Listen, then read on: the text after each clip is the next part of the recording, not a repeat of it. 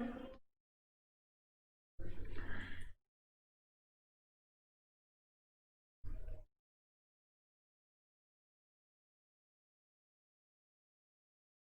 Everyone, स्वागत है आपका हमारे यूट्यूब चैनल पर। मेरा नाम है संदीप और आज हम बात करेंगे एनडीए के मैथमेटिक्स के पेपर के बारे में, जो कि आपको पता है कि 2020 में एनडीए का सिर्फ एक ही पेपर हुआ है और उसी पेपर के सॉल्यूशन को मैं आपके सामने यहाँ पर लेके आया हूँ। तो कुछ क्वेश्चंस हैं जो कि हम इसको डिस्कस करेंगे यहाँ पर क्लास के अंदर। और फर्स्ट क्वेश्चन से फिर शुरुआत करते हैं। तो फर्स्ट क्वेश्चन मेरे पास कुछ इस तरीके का है, what is the value of 1/10 log, और इस log के बेस में है 5, 1024 माइनस log बेस में है 5, 10 प्लस 1/5 log 3125 और बेस में है इसके 5। इसको सॉल्व करके बताना है इसकी वैल्यू क्या आएगी, क्या आंसर आएगा, हमें चेक करना है। तो सबसे पहले मैं ये देखता हूं कि इनका बेस क्या है। तो यहां log का बेस 5 है, यहां log का बेस 5 है और यहां भी log का बेस 5 है। तो ठीक है भाई, log का बेस सेम है, हमें कोई कैलकुलेशंस की जरूरत नहीं है, यहाँ पर बेस सेम करने की जरूरत नहीं है हमें।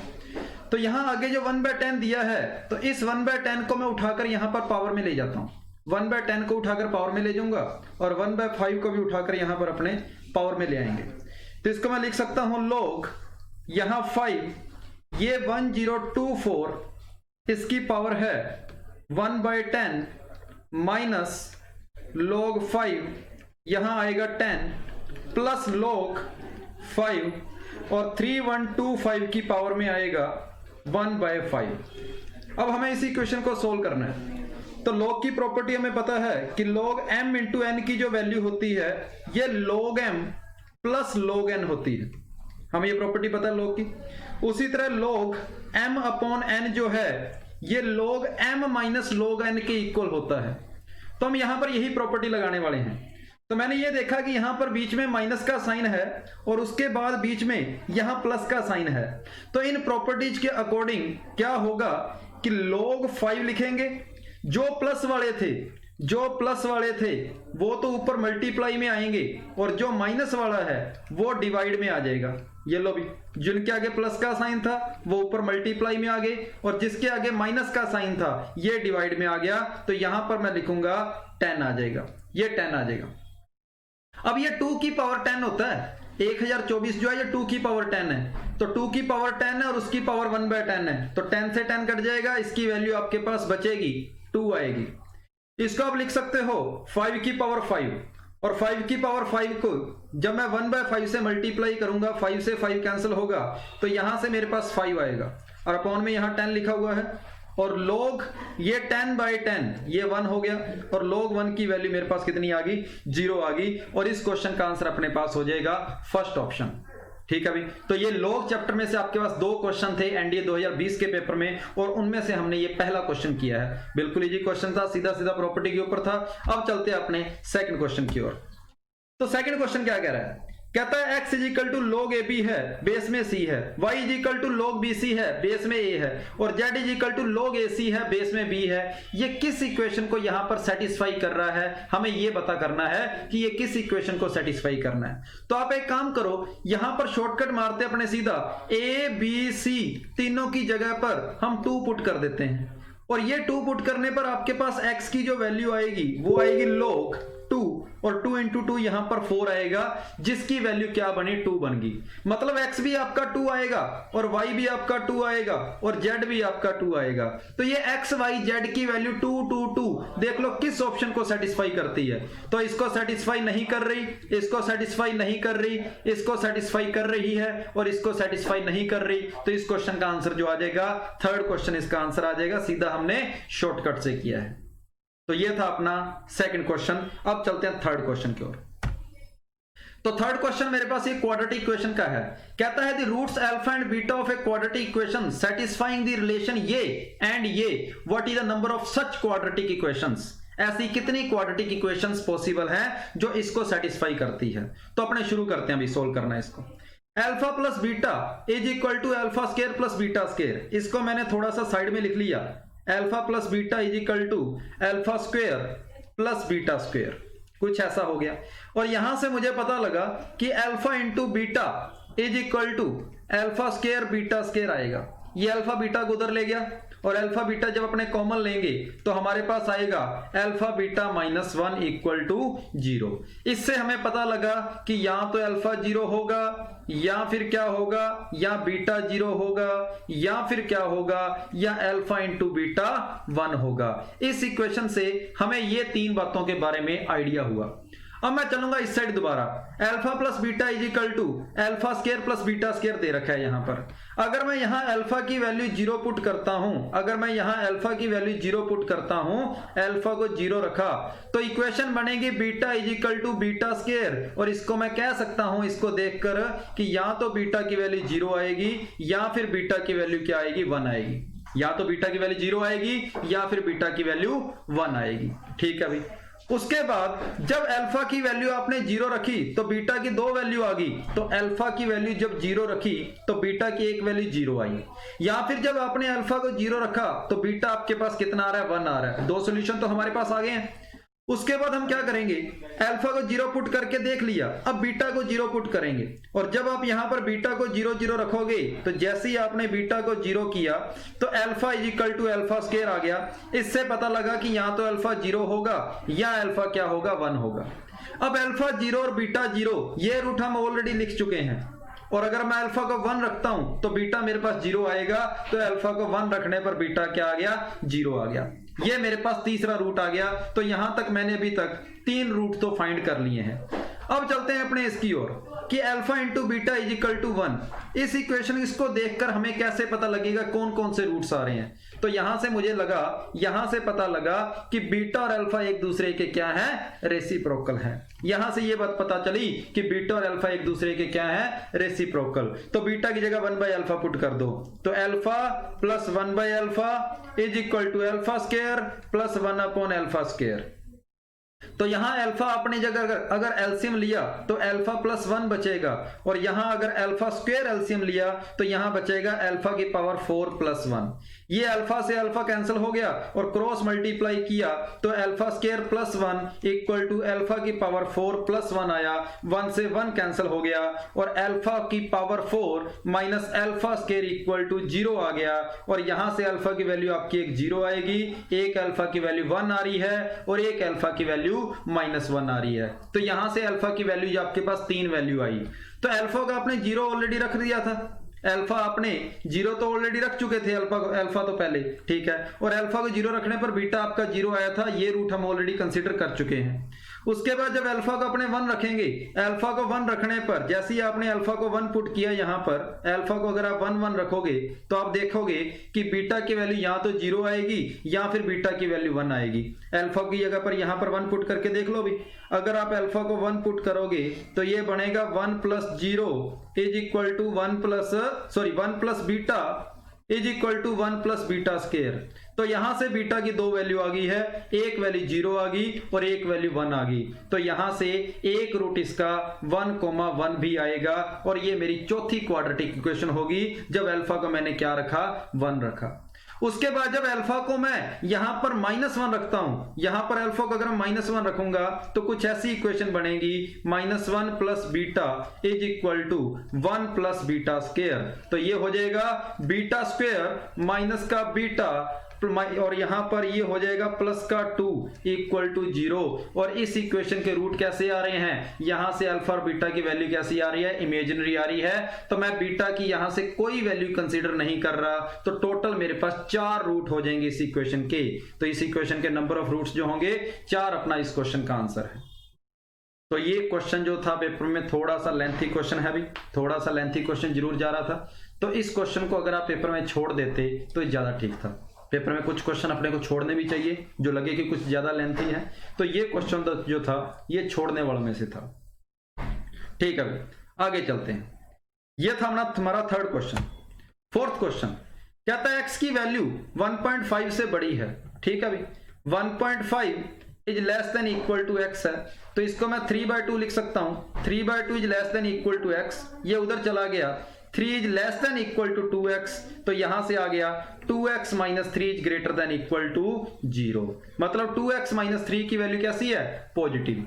अब मैं इसको काम में लाऊंगा, x is less than equal to 4.5, इसको मैं लिख सकता हूं x is less than equal to 9/2 और क्रॉस मल्टीप्लाई करके मैं लिख सकता हूं कुछ ऐसा, और इसको सोल्व करने पर कुछ आएगा इस तरीके से।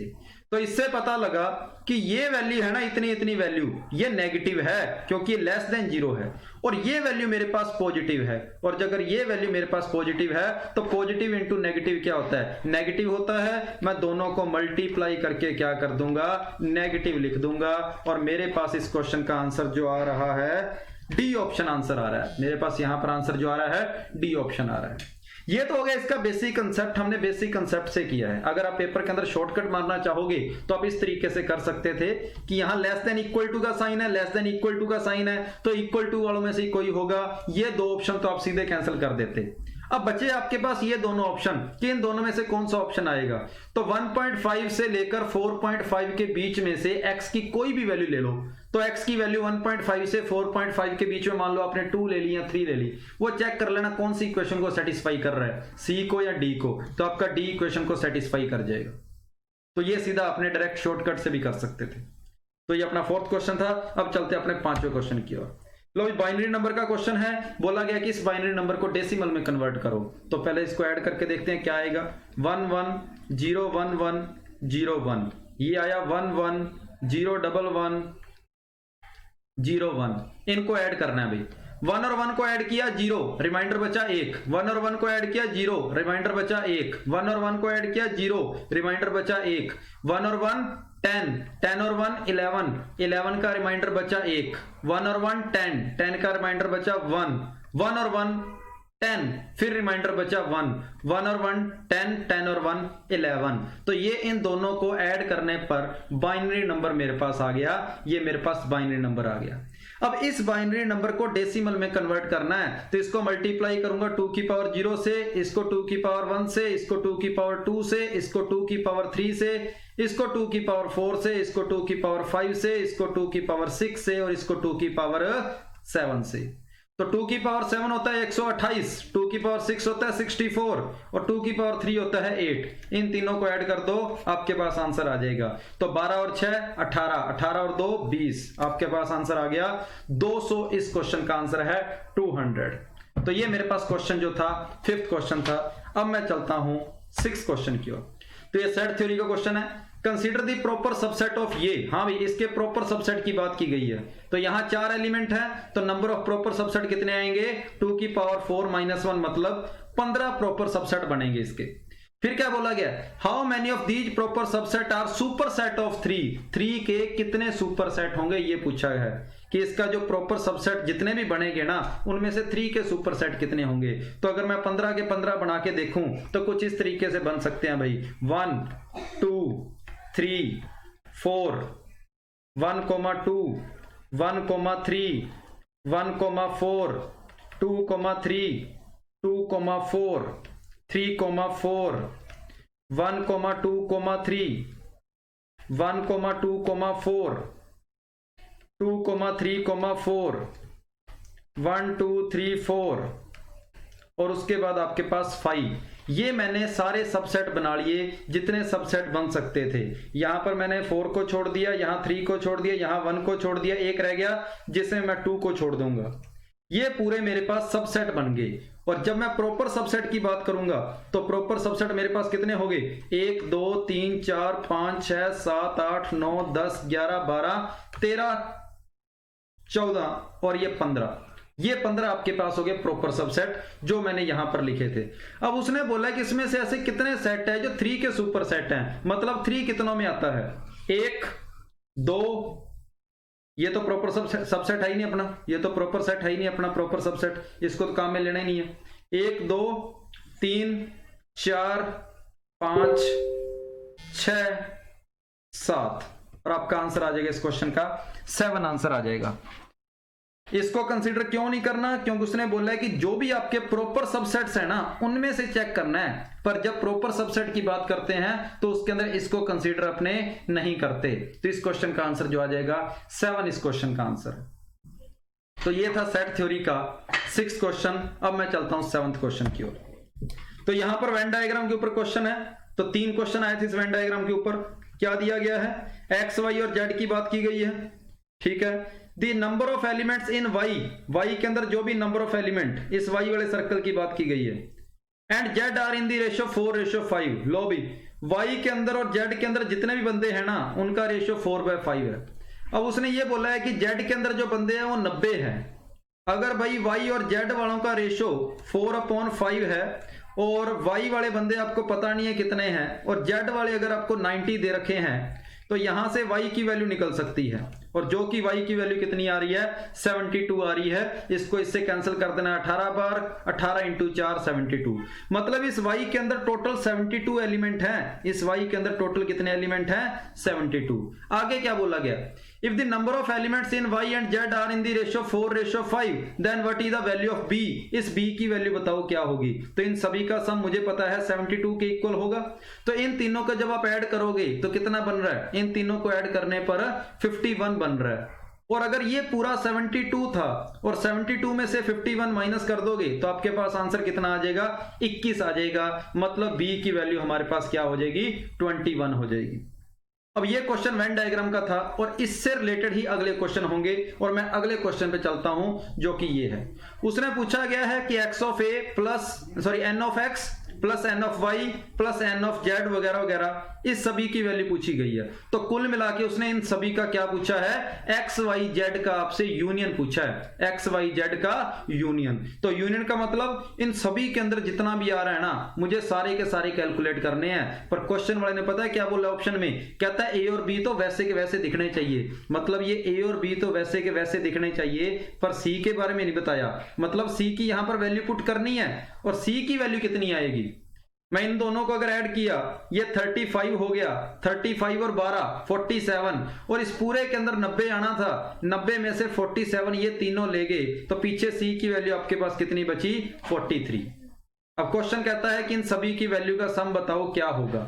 तो z वाले सर्कल के अंदर 90 बन रहा था, 16 इसके पास हो गया, 106 के अंदर ये a और b ऐड कर दो, आपके पास इस क्वेश्चन का आंसर जो आएगा डी ऑप्शन आ जाएगा। ठीक है भाई, हमें सभी का यूनियन फाइंड करना था, मतलब सभी को ऐड करना था।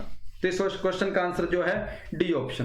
अब मैं चलता हूं 9th क्वेश्चन के ऊपर। इसी वेन डायग्राम का क्वेश्चन है।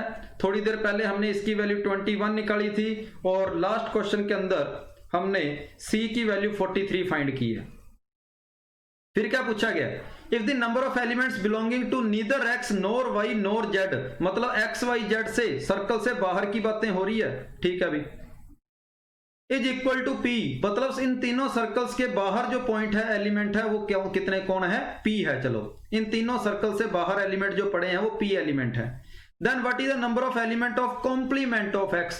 कॉम्प्लीमेंट ऑफ एक्स का मतलब क्या होता है, एक्स के बाहर क्या कुछ आया वो सारा आपका आंसर हो जाएगा। तो एक्स के बाहर पी भी आया है, उसके बाद बी भी आया है, 17 भी आया है, और सी भी आया है। इन चारों को ऐड कर दो। पर ऑप्शन के अंदर मुझे कहीं पर सी दिखाई नहीं दे रहा, इसका मतलब सी की जगह उसने 43 पुट कर दिया है। तो 43 और 17 कितना हो गया, 60 के अंदर बी और पी को ऐड कर दो, 60 के अंदर बी और पी को ऐड कर दो, तो इस क्वेश्चन का आंसर हो जाएगा फर्स्ट ऑप्शन। तो ये वेन डायग्राम के ऊपर 3 क्वेश्चन थे। अभी तक हमने 9 क्वेश्चन किए हैं, जिनमें से सिर्फ एक क्वाड्रेटिक इक्वेशन वाला क्वेश्चन थोड़ा लेंथी था, बाकी सारे क्वेश्चन आपके बिल्कुल आसान थे।